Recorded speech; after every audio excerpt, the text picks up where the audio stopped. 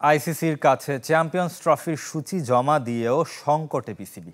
পাকিস্তানে গিয়ে খেলতে আপত্তি ভারতের। এশিয়া কাপের মতো হাইব্রিড মডেলে অনুষ্ঠিত হতে পারে চ্যাম্পিয়ন্স ট্রফি। রোহিত কোহলিরা পাকিস্তান যাবে কিনা সিদ্ধান্ত নেবে ভারত সরকার।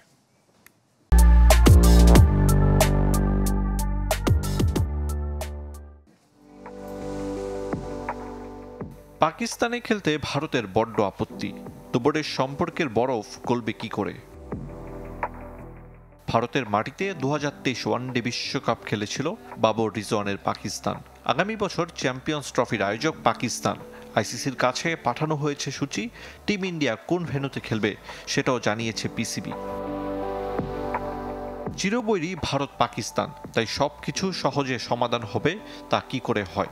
শেষ এশিয়া কাপ খেলতে পাকিস্তান যায়নি রোহিত কোহলিরা। টুর্নামেন্টের জন্য হাইব্রিড মডেল বেছে নিয়েছিল এশিয়ান ক্রিকেট কাউন্সিল। এবার প্রভাবশালী বিসিসিআইয়ের চাপে আইসিসিও। 8 দলের অংশগ্রহণে ফেব্রুয়ারিতে শুরু হওয়ার কথা চ্যাম্পিয়ন্স ট্রফি। হাতে পর্যাপ্ত সময় থাকলেও পিসিবিকে দোটানায় রেখেছে ভারতীয় ক্রিকেট বোর্ড। দেশটির অনেক রাজনৈতিক নেতার পাকিস্তানে ক্রিকেট খেলার বিরোধিতা দীর্ঘদিনের।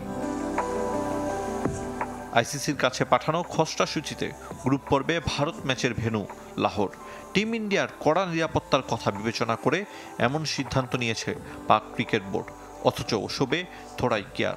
রোহিত শর্মার দল পাকিস্তানে খেলবে কিনা পুরো সিদ্ধান্ত নিবে কেন্দ্রীয় সরকার।